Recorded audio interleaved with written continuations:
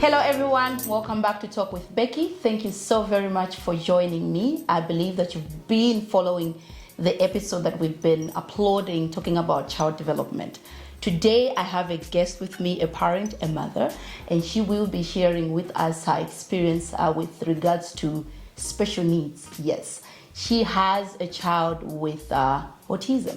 So this episode really is about bringing awareness and just helping parents out there that will, wondering what's happening with their child, and this parent will be able to share with us her experience. First, let me welcome her. Welcome to Talk with Becky. Thank you for having me. You're welcome. So we'll get right into it. I do want to say though that this is really an honor. I'm really grateful that you're here. Thank you so much, and thank you for being brave for us to sit here and just have a conversation, right? This is something that I really do appreciate. I will just get direct into the questions, and you'll be able just to be comfortable and share with us what you are comfortable sharing with. All right? Sure. All right, thank you. So now, I want to find out, what was it like when you first found out that you have a child with special needs, in this case, autism? Well, it was a very scary experience. Mm-hmm. I was worried and very uncertain about the future. And at the time we got the diagnosis, he was 2. And I was expecting my second child at the time. So you can imagine how much anxiety I had, because I was also, now I remember asking the doctor if even my second child or any other children that followed would have the same condition. And she said, no, it doesn't always happen like that, but the chances are high. So that I was really, really scared. So I was heavily pregnant, and also I had just been married to, we were newlyweds with our first child, still trying to navigate being married and being a first-time parent. And now we're faced with this thing that we had not heard about. We had no idea what it was, and now we're just adding on to another list of things that we needed to learn more about. So it was a very scary and worrying time for us. Yes. Yeah, I can imagine, because it's like this is your first, like you said, your first child, Mm-hmm. and you have another one, and you get to hear these rumors like, oh, you're likely to have another one who might, have the same condition, and wanting to be a parent, but also trying to figure out, what am I going to do? What is the way forward? So at what point were you able to say, or should I use the word accept, and what did that look like? Okay, so personally for me, when I was pregnant with him, my son, I had an app that used to track the pregnancy, so it would show you how your child is progressing. And then when the child is born, it tells you milestones to follow. So when he was born, and then it was showing me every month, this month expect your child to do this and that. This month, I started noticing that some of those things he wasn't doing. So he was saying this, by now your child should be responding when you call his name. By now your child should be waving goodbye. By now your child should be able to say mama. And then I started realizing, that's not happening.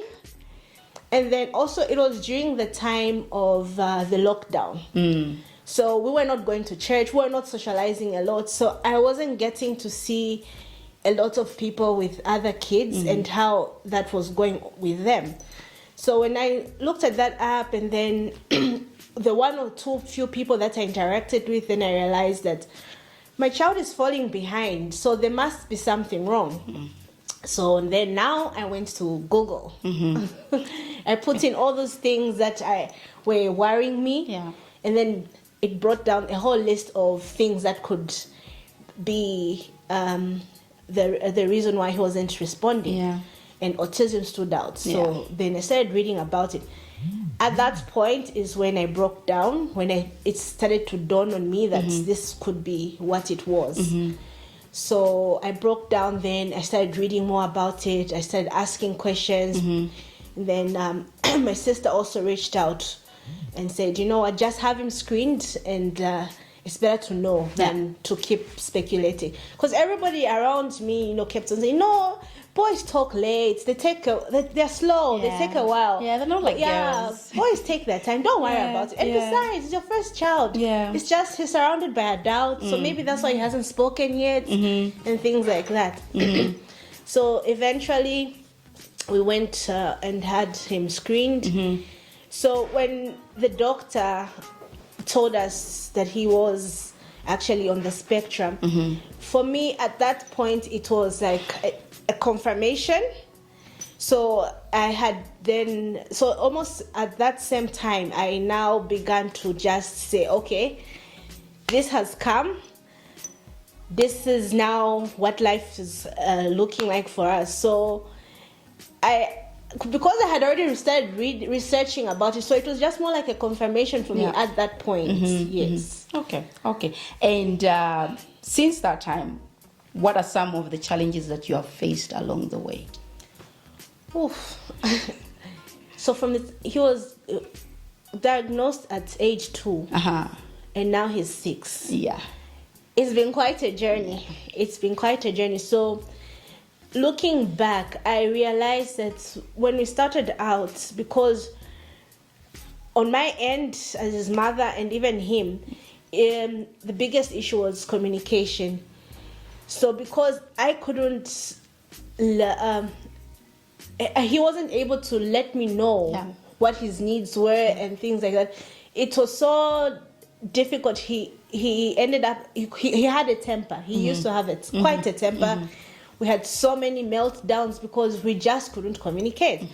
But over the years, we found ways of, he still can't speak. We're still working on the speech, but we found ways of communicating. So he will point at things he needs, or he'll bring them to me, or he'll drag me to whatever it is that he needs. And also, I've just gotten to learn him over time. So communication was the biggest challenge. It used to lead to a lot of meltdowns. So that has gotten better. And then we had also struggled with food. He was quite the picky eater. I think because of his sensory needs, it was difficult for him to adjust to certain foods. So even things that are healthy for him, he'll just throw them out because they would be too mushy. So all he wanted was things that were crunchy, things that were hard. So it was difficult. He would end up eating the same things all the time, and he wanted his food dry. But over time, we've gradually introduced different things. So he was still trying to navigate that, but it's getting a whole lot better. So the food, the communication, the tempers, those were some of the challenges we had. Oh, yeah, I can imagine that. Now, right now you're sharing about the challenges you've had with them. Any challenges away from him, or should we say maybe society, school-wise? Did you face any kind of challenges there, or was it just, just you trying to find ways on how you can communicate better with him and how you can help with regulation with his sensory and what to eat? Was it just that, or there were other challenges other than that? Mostly with the school actually is the one that even helped us to navigate most of the challenges. The first school that he went to, in the very first school that he went to wasn't an inclusive school. Okay. So at the time we were also unaware that he needed support. So there is where we faced challenges because they'll just let him be. So every time when I went to pick him up, I would find him outside alone, just playing. They'll just say, no, your child doesn't sit. He's always climbing tables. He doesn't respond to instructions and things like that.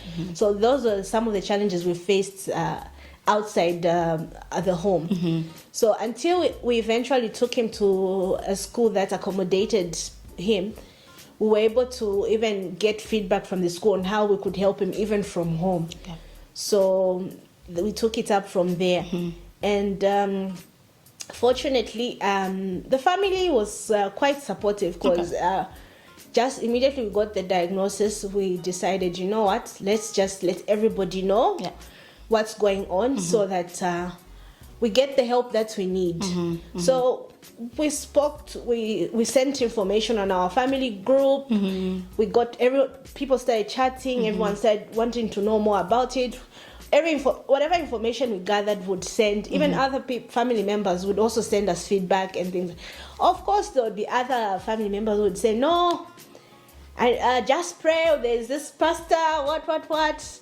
Yeah, so there's always people like that. So yeah, so but otherwise we didn't really receive a lot of resistance from our friends and family. They're very supportive right from the start. Okay, that's so when you say that you were able to share with your family and friends, this is something that I know that if some parents would actually want to just, especially friends, they would rather just let them not know what's really happening, because they just don't want to have like, I have a child with special needs and now they'll start just labeling me with a parent with special needs. Like they will not treat you properly like the way they used to. So I believe you letting them know earlier it became even easier, even along the way, like the journey, we journeyed with them. The big question that most parents want to find out, especially a parent that is just finding out right now, does it get any better?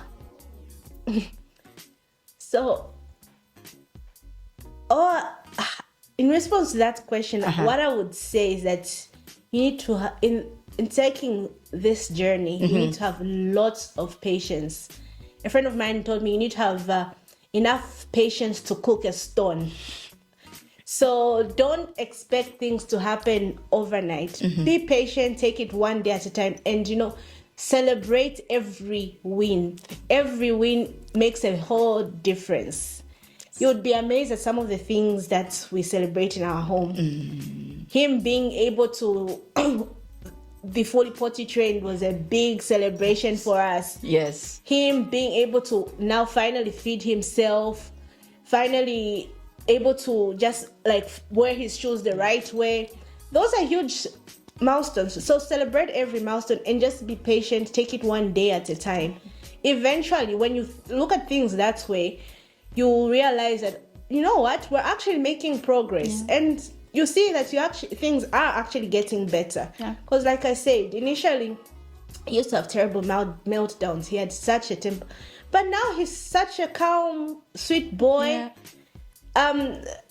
He has his days, yes, but then we don't have any of those days where we'd be so worried, would be so cautious. Now I'm able to go out with him and, not worry that he's going to run off. He's able to wait. When I tell him wait, he understands. When I tell him to stop, he stops. So it's been gradual. So it's a gradual process, and you need to be patient as you take this journey. Yes, please be patient. Please be patient. She mentioned something about they started when I think he was 3, or they started around the time that he was 2, and then at 3 they said some sessions and whatnot, and it's been 3 years, right? It's been 3 years, and she's talking about the things they've achieved in 3 years. Okay, we're talking about potty training, we're talking about a bit of independence here and there, we're talking about patience, him understanding like I need to wait, I need to do this. This is 3 years. So when you start this journey as a parent or as a teacher, okay, remember that it's a day at a time, and also you need to celebrate the little things, okay? Celebrate the little things and give yourself and the child grace, okay? Give yourself and the child grace, because you will need it. Every single time you will need it. All right, now I think we have come to the end of this episode. I really want to say thank you for coming. This has been amazing, and please continue doing the amazing work that you're doing. Be as involved as you can, and this is something I want to say. Please be involved in your children's lives, especially when we're dealing with a child with special needs. Be involved. Okay, you are the advocate of your child. You are the first person that needs to know what's happening with your child. And even if you are not certain about certain things, ask.